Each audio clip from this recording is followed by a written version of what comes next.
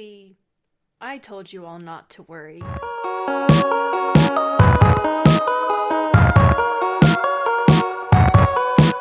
What's up guys, welcome back to the channel and to another video. Today we are going to be talking about Naruto Season 3. Now for those of you who might be new to this, hi, my name is Hannah and I am on my first time watching Naruto journey. I started it on New Year's Day 2025 with the hopes to get through Shippuden by the end of the year, which I definitely probably will. I'll be making videos periodically to talk about my thoughts and opinions on what I just watched, and I have been doing it based off of the seasons in Crunchyroll, which there's usually a breakup of like 26 episodes or so. However, the end of this one was definitely not the end when it hit 26 episodes. I actually ended up going a couple more episodes before I recorded this video. So this video is going to cover the second half of the Chunin exam, so we're going to be starting with Naruto's training with Jiraiya, the tournament, and the entire invasion arc. And as always, we're going to be splitting this up in two parts. We are going to be removing one. I've been talking about the animation in the other videos, however, I think that it's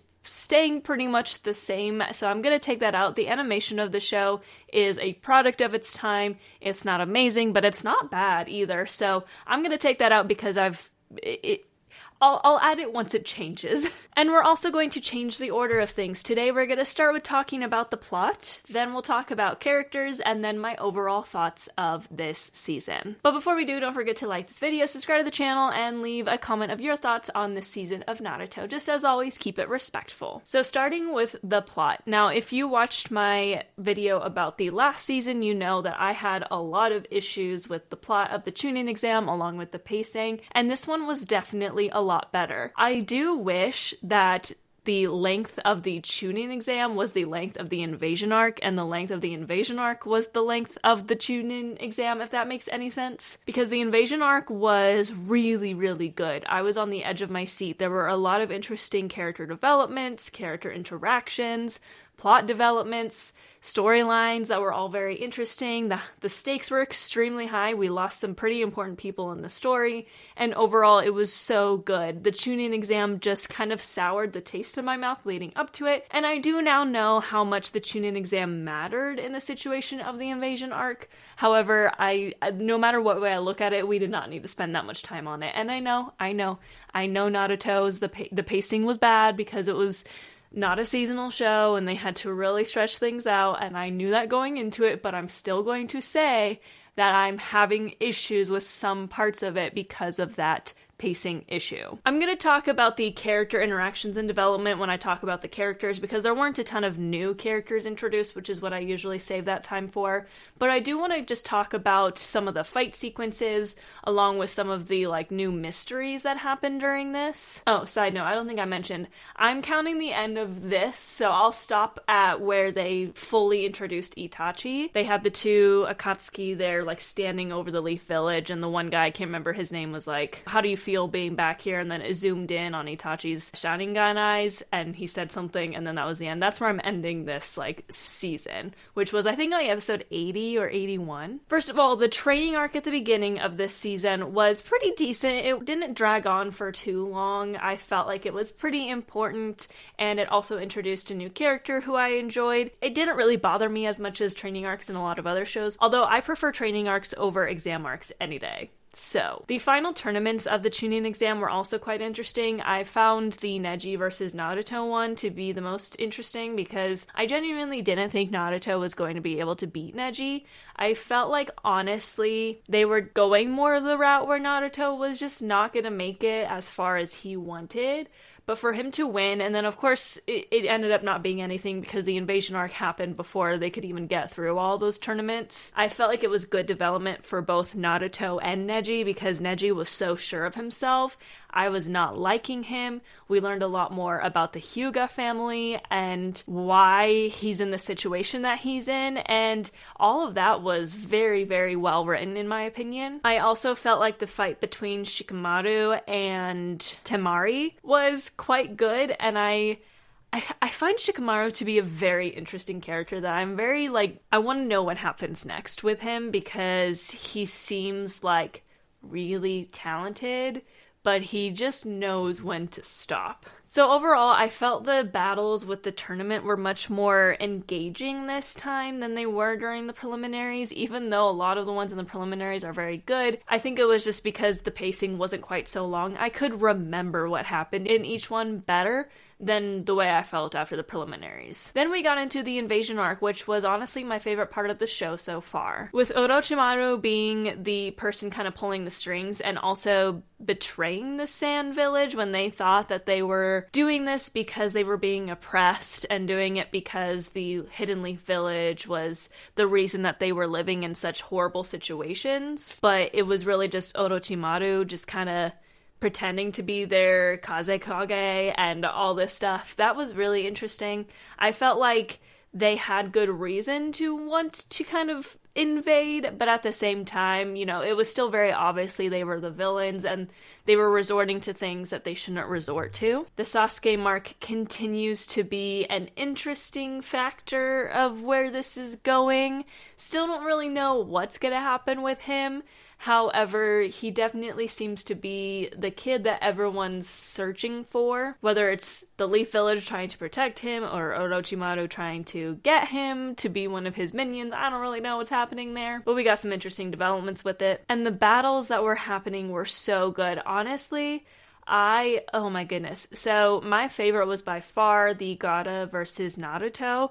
I felt like there were so many parallels between the two of them, which I'll talk a little bit more about when I get to characters. But the action in that, the intensity, the stakes, it all felt so good. My only real issue with it was that Sakura was kind of used as just the damsel in distress to be protected and be saved, when I thought for a moment she was going to do something really cool, when it turns out she did have a moment. She was brave enough to jump in front of the monster that Gaara was turning into, which I think was good development. However, it was kind of instantly canceled out by her just becoming the damsel in distress and it being all about protecting and saving her. The battle between Orochimaru and the third Hokage, I have a lot of thoughts on. The beginning of it was very interesting. I was so excited to see the third Hokage and Orochimaru really in their element and going at it full strength. And at first, I was on the edge of my seat, watching, can't wait to see what happens next.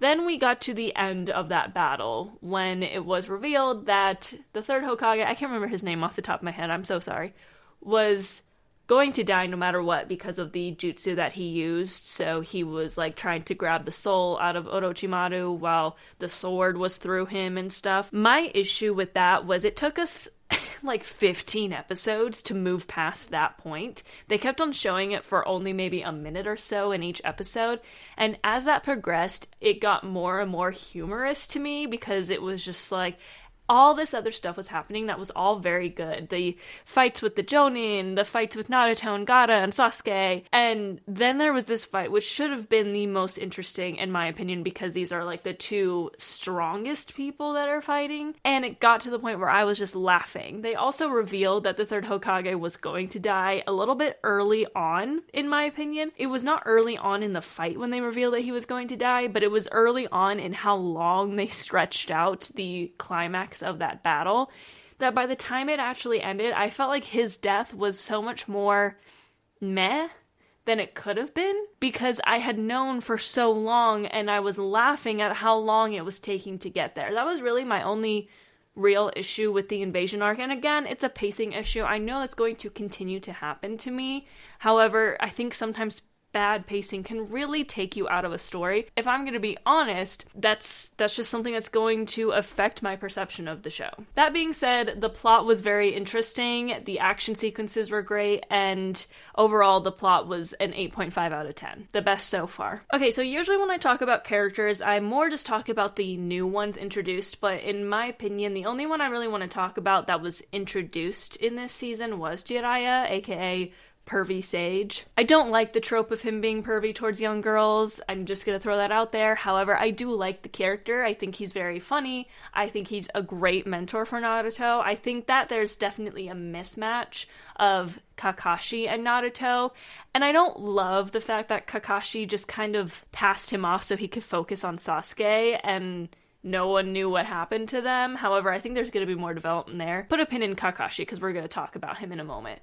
But I do think that Jiraiya needs the guy who's kind of silly and all over the place, but also really harsh on him. So Jiraiya is a great new character that I'm very interested in. And also a random side note, like I've said, I'm watching this in Japanese, and his voice actor also voices Urokodaki in Demon Slayer, and it's kind of tripping me out. On top of that, I would say my absolute favorite plot point in general of the season had to do with characters, so I saved it for this one, but it was the parallels between Naruto and Gaara. In fact, it pushed me to tears for the first time this show when the battle between the two of them came to an end. There is obviously so many similarities between the two of them. They have very similar backgrounds, and I am definitely hoping that Gaara kind of becomes a good guy, even though he's a villain right now. He's absolutely a character that seems to be very just traumatized, confused, and ostracized. And he's just acting out in a very different way than Naruto, probably because of the environment that Gaara was in kind of fostered him to become a murderous machine,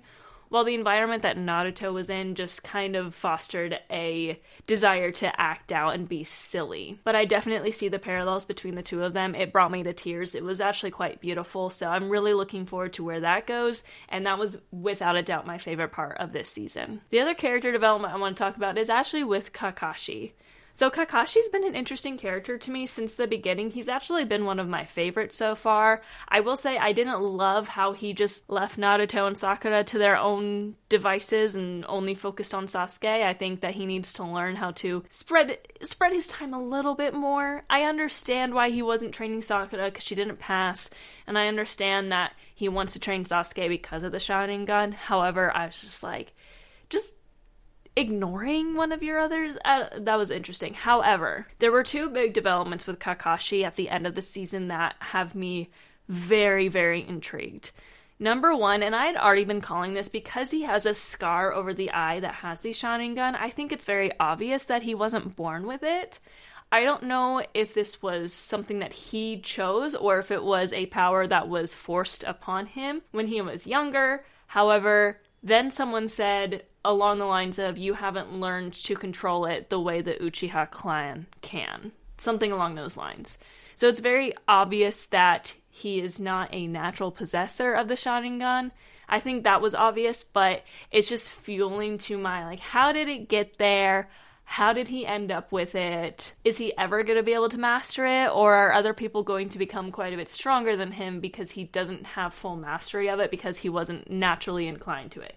I'm very interested in that. The other thing that happened with him was when the funeral for the third Hokage happened, he was at the monument of the ninjas who had passed away in the line of duty. Again, I'm paraphrasing because I don't remember exactly what was said. However, it was heavily implied that the reason that he's always late is because he goes and visits this monument every day, and then because of guilt and a feeling of not being worthy or something along those lines, he can't bring himself to leave. That's why he's always late. And him always being late has been kind of like a silly shtick this entire time, but that made me cry because I was like, oh my gosh, he's late because something very tragic happened to him, and he goes and he visits this monument every single day and then can't tear himself away from it. That's some major level trauma there that I'm so interested to pick into once I learn more about Kakashi. In fact, I could almost say right now that he's probably my favorite character, even with the issues that I had with him earlier on in the season. Just those two small moments has me so interested that I'm all in on what's going to happen with him, what happened to him, and where is he going to go from here. I'm so excited to see what happens next. With the introduction of great characters and some great character interactions and developments, I'm also giving the characters an 8.5 out of 10 for this season.